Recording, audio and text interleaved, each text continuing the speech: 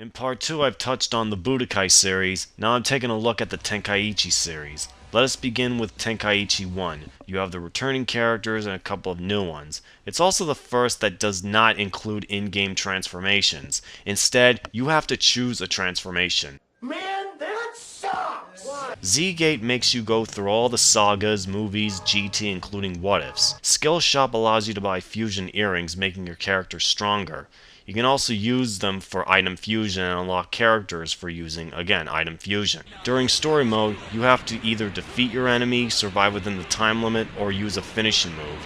It depends. Now, the Budokai series were developed by Dimps.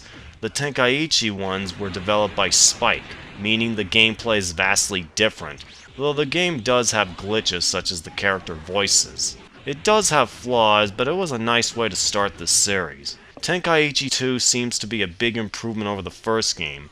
When you select Dragon Adventure, doesn't it seem familiar?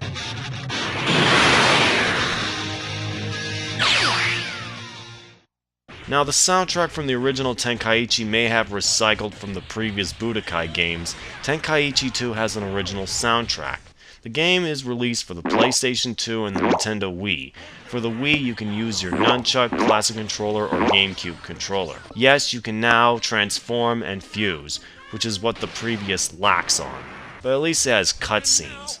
Overall, it's definitely way better than the first, and it's fun to play. Next, you guessed it, Budokai Tenkaichi 3. Yes! Yes! Yeah, you've been waiting for that. You got over 161 characters from the original, Z, GT, and the movies, including Arale from Dr. Slump. Now that's quite a large roster. The Saiyans can become great apes by looking at the moon or creating an artificial moon.